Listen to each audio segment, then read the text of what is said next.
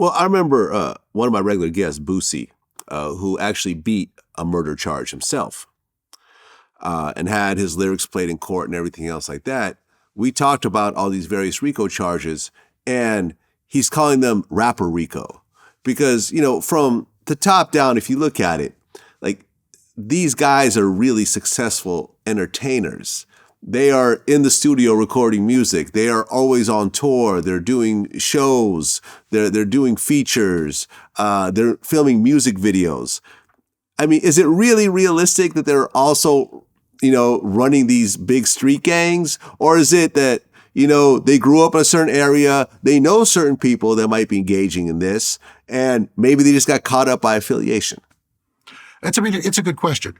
So one of the things that I'm seeing in Atlanta is let me back up. 75,000 people a year move to Metro Atlanta. Maybe 9 or 10,000 of them are Black and young. And half of them are looking for a way to get into the music and movie and entertainment business here because we are the Black Mecca. We're the new Hollywood. Like, you want to get your rap career on, you come to Atlanta. And I know there are people in Chicago and New York and LA who are screaming when I say that, but there it is.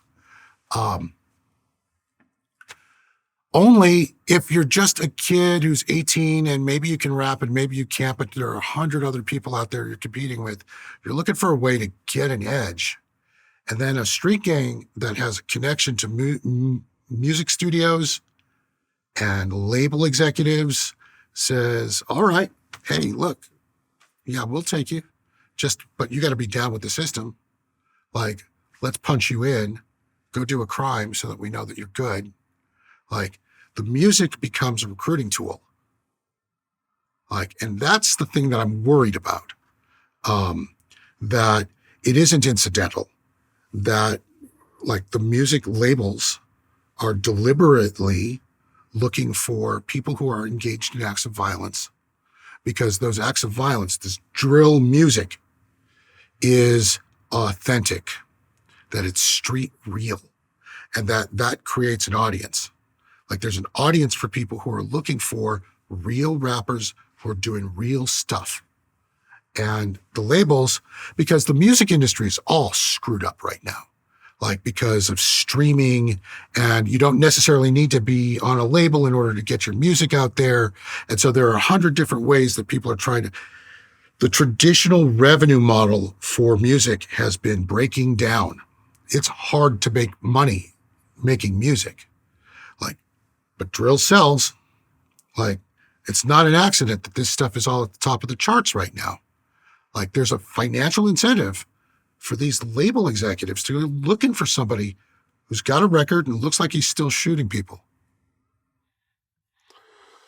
Okay. So at this point, everyone's locked up. Did anyone from YSL get bond? I don't think so. So all 28 people. They're still rolling through this, so I can't say that that's going to be true forever. But I haven't heard about anybody getting bond yet. Okay, so now you have 28 people locked up. No one's getting bond.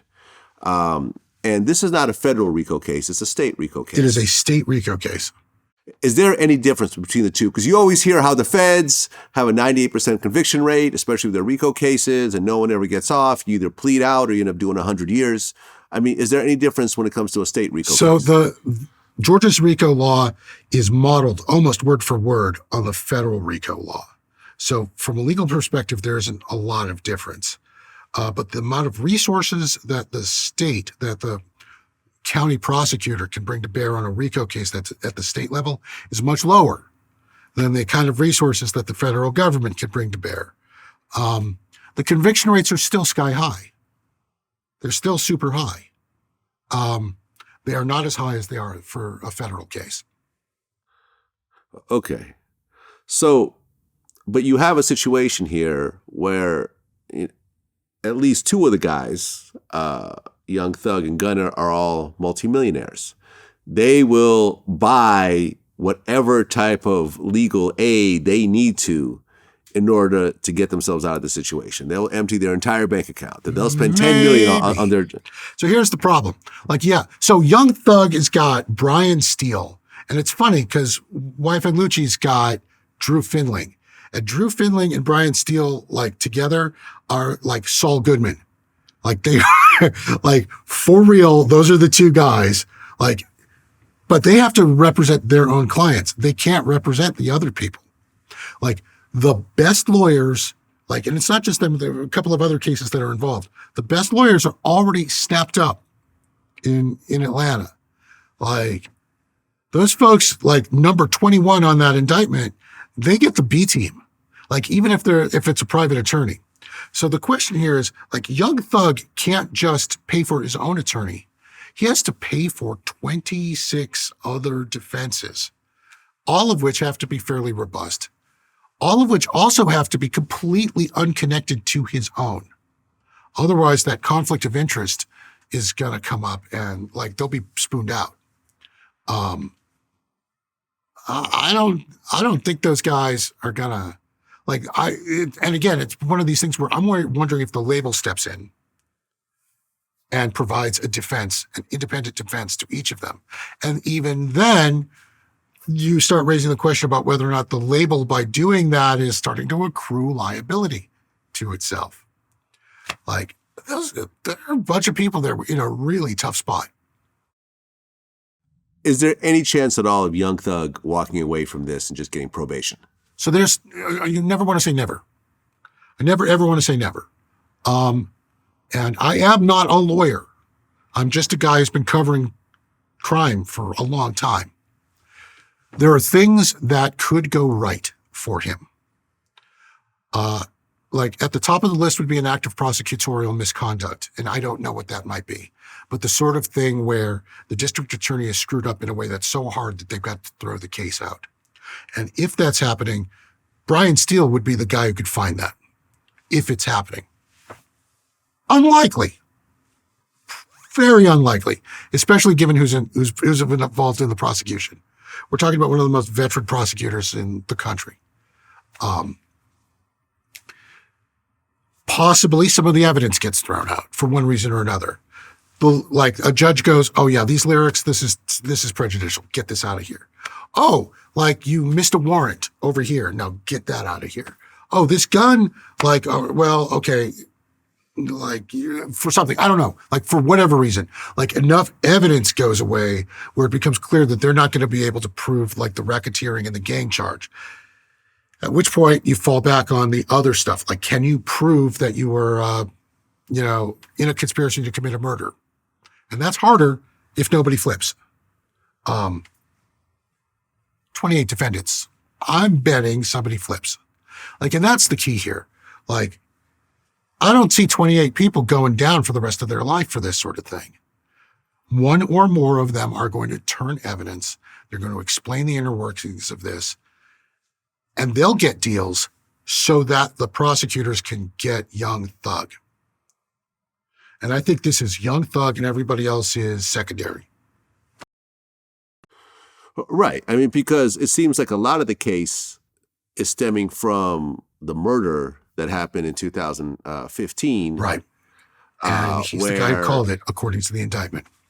Well, I mean, he rented the car, the Infiniti. But then again, it's not like he was in the car doing the shooting. He just rented a car. Right. So he could have been like, hey, my friend is broke. Yeah, my friend is broke. He needs a car. All right, cool. Here's a car. I don't know what the hell you're doing with that car. You go and kill somebody? What the hell do I got to do with that? I just rented a car. That's exactly what Brian Steele is going to argue. And this is why I'm waiting for the rest of this evidence to start to emerge. How did they know that that was the car? How did they know that Young Thug rented it? Obviously they have a reason for saying so. But once they do, they'll start to reveal some of their other sources and the other information they've got. And suddenly a lot of stuff that's been completely invisible to us is going to come out. And then we'll have to reevaluate. Right, because the DA said that she promised Donovan Thomas's mother that she would do everything she could to make sure that her son had justice. That's a big deal. But I guess that whole situation, I mean, wasn't the son also a gang leader, allegedly himself? Yep. So it's like you're going really hard to get justice for someone that was probably doing kind of the same thing on their end. So what is really the motivation of putting that out there? It's a little bit confusing on my end. I think the key thing here is that a murder is a murder is a murder. Like, and it doesn't matter necessarily if the person who's murdered is good or bad. Like, I feel exactly the same way for a gang member. Like somebody who may actually have a history of violence. Like, when somebody is murdered, it creates a hole in a community. It steals redemption away. Who is to say that Donovan Thomas today would not be a leader in the fight against gang violence? Like, we'll never know because that moment was stolen from him because he was murdered. Like, I think as a matter of principle, you have to treat every single death identically, whether that person is white or black, rich or poor, a criminal or a saint. And I think that's where the prosecutor is coming from. From your point of view, do you think that Gunna could potentially walk away from this? Yeah, I do. I don't know if walk away is a strong word. I mean, I think he's likely to plea out and be convicted of something. He'll be a felon if he pleads guilty. The question is whether or not he does actual jail time and how much. Because if somebody gets like at Gunna's age, if he gets 5 years and gets out, he's got a life and a career in front of him. Like, he could go back into music. He'll probably still have some money, maybe. I question whether or not any of these guys actually get out of this with their wallets intact. But he'll still have enough star power, I suspect, to be able to do another album and make more money. But it's not clear. Like, I don't know. He's charged with serious crimes. Like, the drug trafficking crime is a serious crime. Like, that's likely 5 or 10 years on the face of it. Right, but was he actually drug trafficking or was he just using? I don't and know. He just had a lot of it because he's got money. You know what I'm saying? Was It's a good Gunna question. out there selling lean, or was he just drinking lean? It's a good question. It's a good question. And any competent defense attorney is going to, that's exactly how they're going to present it.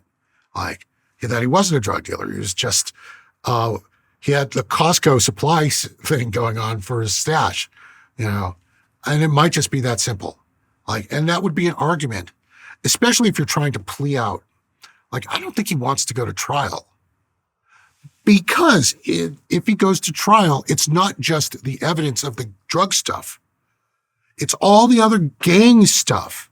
And he's got to sit in front of that same jury who's going to hear all of this other gang stuff that is going to look super criminal.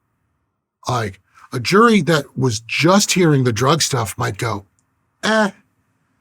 But if the jury is hearing this drug stuff and, like, guns, and, this guy had a switch, and, this guy was in this rap war that was murdering people with this other stuff, and you're connected to this, they'll convict him just out of, like, an abundance of caution. Like, even though that's not the law, that's what a jury will do.